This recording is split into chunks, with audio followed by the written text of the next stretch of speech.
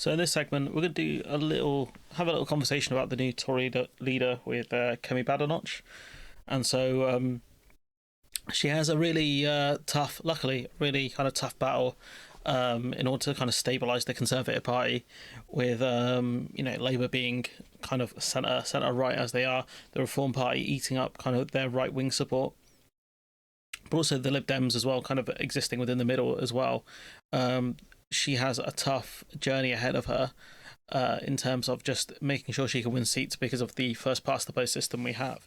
If it was a proportional representation system, I don't think I don't think winning an election would be as difficult. Let me put it that way. So this is some stuff from Sky News discussing it. Yes, and you heard at the end of that speech where she said it's time to renew. That was the slogan of her entire campaign. It was a short speech, but it went to the point of what Kemi Badenoch has been arguing in this race. It's time to tell the truth, she said. She is, if you like, the more authentic of candidates. She knows what she thinks. She says what she thinks. It seems that party members have taken the gamble that she will cut through and take the fight to Labour in a way that they perhaps thought Robert Jenrick might not. And you heard in that speech there, she said it's time to tell the truth. This was a cabinet minister, by the way, someone who was senior in the cabinet, talking about we need to tell the truth. Like, you were there. If there were any lies involved, you were definitely involved in it. Acknowledge the mistakes, to stand up for Conservative values, to renew and reinvent Conservative Party thinking, not over just 5 years, but 10, 20. That was the kind of scope and scale of how Badenoch was putting it. But there is literally no policy on the bones, if you like. She has not run this as a campaign in which she's talked about policy decisions she would make. It's more been about values and her character and her pitch for leadership. It's wild, a person talking about how essentially there were people having more kids when there was less or no maternity pay. This is the person they are picking. So if you're a conservative leaning person and you're a woman, it might be rough for you, pal, if you want to have a kid and a career. One out, but when you drill down into this result, it's not entirely comfortable. For a start, there's far fewer members voting than they were back in 2022 when they were picking a Prime Minister. 90,000 votes cast against about 140,000 in the Truss-Sunak runoff, and one of the things to note is that they did lose members as well over the last couple of years. But also, I think like a certain percentage of members just didn't bother to vote, probably because these two were just terrible candidates. This one really falls on James Cleverly because of the fact that he should have been one of the two to vie for the top spots, but his team kind of screwed it because they can't do basic maths. 72% turnout. So that means about 90,000 eligible members voted. Kemi Badenoch came in with 53,000 votes. That was 57% of the vote against about 43 for Robert Jenrick. The sort of division that we saw with Truss and Sunak, so it wasn't an emphatic victory. And that 53,000 votes she won, it's less than what Rishi Sunak lost with in 2022 when he lost out to Liz Truss. And the reason I'm giving you all these numbers is because it tells a story of a Conservative Party that has not emphatically backed this leader. 130,000 members, she's picked up about 53,000 of them. So she's not done well. This is not a big sign of confidence in Kemi Badenoch from even her own kind of party, their own membership. It's not great. In terms of getting a scope of the kind of person she is, like we have probably my second favourite LBC kind of global person discussing this. She's sort of almost difficult to get a handle on who she is because she is described by lots and lots of people as abrasive. She's described as very direct, almost described as rude by some people. And she does seem it. She does get a bit touchy in interviews, especially when you're trying to call her out on stuff. She does get very defensive, and she's kind of unable to maneuver out of certain situations. That maternity pay one being probably one of the best examples of it. And I think she's a bit like Starmer in that regard. She's very unable to kind of adapt in the conversation or deflect properly. They just look like they just don't want to be there, or they look very argumentative, which I don't think comes across to the public very well. At least not. It doesn't, it doesn't appeal to me, that kind of behaviour. Then you speak to other people who say she is extremely charming. We've not seen any kind of charm from her at all. And she's been kind of hosting these drinks parties in her office for years and years and years, which obviously is always seen as someone trying to run for leader when they're hosting these drinks party and making these sort of introductions themselves.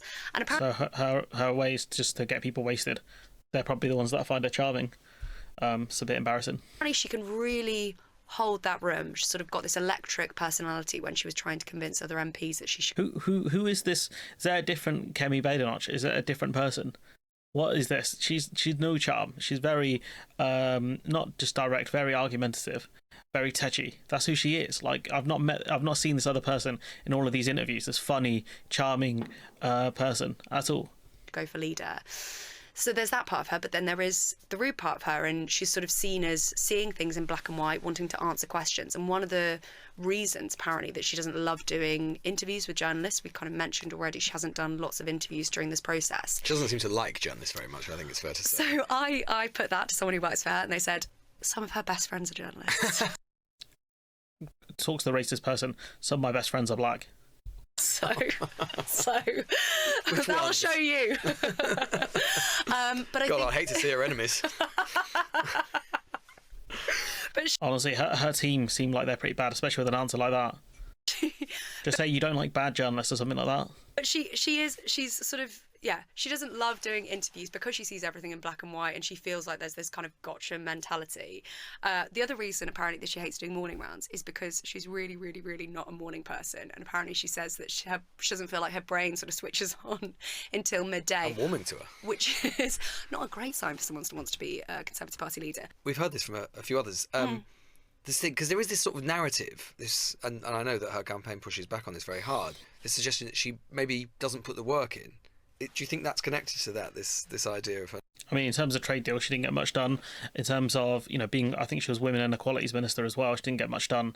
So apart from pushing culture wars, I don't know what her achievements are, feats and things like that. Not wanting to do morning.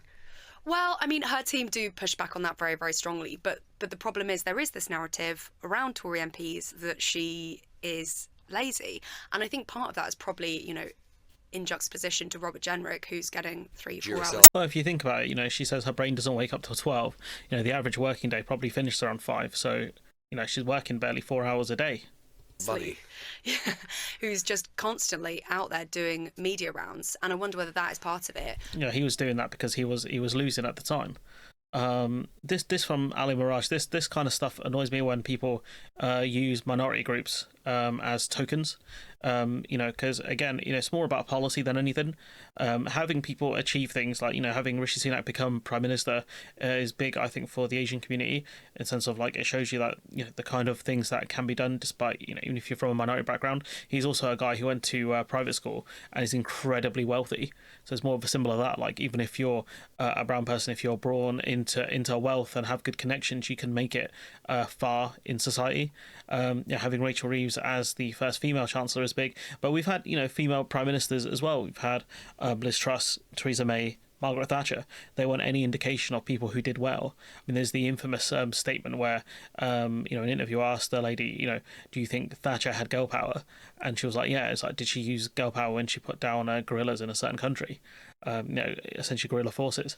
And so that's what I'm saying. Like just because you're from a minority background doesn't mean you can do anything for that community. If anything, you might be worse. Priti Patel was always talking about cutting down immigration and stuff like that. It's not very it's not very pushing kind of helping communities kind of bond together. All you're doing is pushing division on people. For the socialists out there who obsess about... The socialists out there who obsess over what? Over diversity. Like, no, the one obsessing over diversity is you, pal. So you must be a socialist, right? The first black this, the first woman this, the first Asian this. The Tory party has beaten you on every metric when it comes to diversity. Now, just let that sink in for a second. They've been in charge for the last 14 years, pal. What do you expect is going to happen? The racist Tory party has had 3 female prime ministers. Yeah, I know one only lasted 49 days. Okay, we're still counting. We're still counting it, all right, for this purpose. So if that's the case, the Tory party are also the party that shivved 3 female prime ministers in the back. That's not very progressive of them, is there? They shivved Thatcher, they shivved May, and they shivved Liz Truss. So that's not very progressive, is it? For them doing that to essentially the first 3 female prime ministers this country's had. You're not going to discuss that, are you? 3 female prime ministers. The first Jewish prime minister. Okay, he converted, but he was Disraeli. You've had the first black foreign secretary, James Cleverly. You've had, I can't count how many Asian chancellors. 2. I can do that for you, mate. You've had Rishi Sunak, the first Asian Hindu prime minister of this country. And you now have the first black woman of Nigerian descent running the so-called racist Tory party. Now, So what have they done in terms of policy? What progressive things have they pushed for the communities that they're from? The answer is nothing. They've done nothing for them. You just tell me. I mean, that is... Do you think it was very progressive when Rishi Sunak, as Chancellor, gave a load of loans out to small businesses? Some of those small businesses would have been definitely owned by minority groups, and they're struggling to pay them back. Do you think it was very progressive of Rishi Sunak to isolate a load of self-employed people from, essentially COVID support? Do you think that was very progressive of him for those people? Really interesting, right? Now, I know it's difficult for the socialists to swallow this, and they'll all say, well, she's an Uncle Tom and she's a coconut, and every black or brown person in the entire nation must have a singular view. I mean, it's just you who's saying that because you're building a straw man and you've knocked it down again. Beautiful work. Round of applause for this geezer. On everything to do with black or brown people, which I think is completely racist in itself, by the way. This guy, honestly, like the fact that he has a radio station is painful to me. There's another interview here with Kemi Badenoch talking about, saying essentially she's not sure if she actually wants to be Prime Minister. Do you want to be Prime Minister? So what I want to do is make the country more conservative. And by that I mean, policies that will help deliver better growth. Like what? That's what Reeves and Starmer have been talking about. Just a better life for everyone. And I think... You've made a worse life for everyone. Having a Conservative government is the best way to do that. And if we look at the 14 years you're in charge versus the 13 years New Labour in charge, right, I think we had more growth in the New Labour years, but also we had rising living standards. Under you guys, we had lowering or stagnant living standards. So under you guys, it was objectively worse. And I think that right now, I have the best agenda to lead my party and to get us there. You don't have any policy proposals whatsoever. But do you want to be Prime Minister? I mean, honestly, if you ask most MPs, they would all be like, yes, absolutely. Yeah. Do you want to be Prime Minister? Well, I don't think it's about wanting to be Prime Minister. I think it's not an award. It's not like winning a competition. It's actually a very serious job. I don't know, the way you guys were handing out the role of Prime Minister, it looked like a cereal box prize. That requires a lot of sacrifice. It changes your life forever. You can't just go back and work in a normal job afterwards. It changes the life of your family. So I'm very, very wary of saying, oh, I want to be Prime Minister, I want to be in charge. I think that people need to understand what is the service that you're providing, rather than how can we help you fulfil a personal ambition. For me, the ambition is about the country, not myself. Are you worried about some of those potential sacrifices, though? Well, so when you talk about, like parties in opposition learning from parties in government, right? Something Starmer was talking about was, the politics of service and all of this kind of stuff. And so I think she's kind of trying to pull from that, trying to say, it's not about me, it's more about the country, all that kind of nonsense. Well, I've thought about it very carefully, and also with my family as well. So I am very well aware of how life could change for the worse in many circumstances. But I also worry even more about the direction of the country and what will happen unless we can turn things around. It's almost like she's saying, if I don't, who will? So you think your personal life could change for the worse then if you are Prime Minister? I think that if you look at the previous Prime Ministers, Margaret Thatcher, Tony Blair, Theresa May, Boris Johnson, whoever, there's actually quite a lot of animosity towards politicians and prime ministers. Because they were washed. Theresa May, Tony Blair, Iraq War, and, the financial crash. Boris Johnson was hated before he became Prime Minister. And, if you look at what he did in terms of Partygate, in terms of COVID, there's a reason why he's hated, and rightfully so. If you're good at your job, then it's not so bad. I think Tony Blair is more hated than, say, Gordon Brown, for example. People blame them for things that have gone wrong, even when it's not necessarily anything to do with them. And I think that you harbour that, you have to carry... For example, if you can come up with specific examples where people blame Tony Blair for things that he didn't do, or Boris Johnson, then I would love to have heard them. You have to carry the weight of things happening on your watch. It's a lot of responsibility. And I think people should not go into it thinking it's going to be a lark or a game. It's a very I don't know, Boris Johnson treated it like that.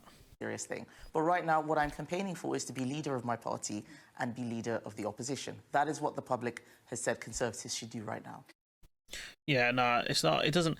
For the Conservative Party, their whole kind of thing is to govern.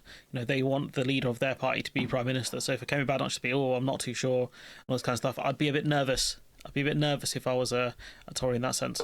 And in terms of the scale of the problem, I think Beth Rigby points out here quite well. The leader of the opposition is a massive job, not just to hold the government to account, but there is obviously opportunity. But when you set it in the context of the mountain to climb, that was actually Robert Jenrick's words, I think, last week, and what Keir Starmer talked about when he became leader of the opposition for the Labour Party. Labour have the second largest Labour majority ever. The Tories lost 251 seats in the last general election, going from 365 to just 121.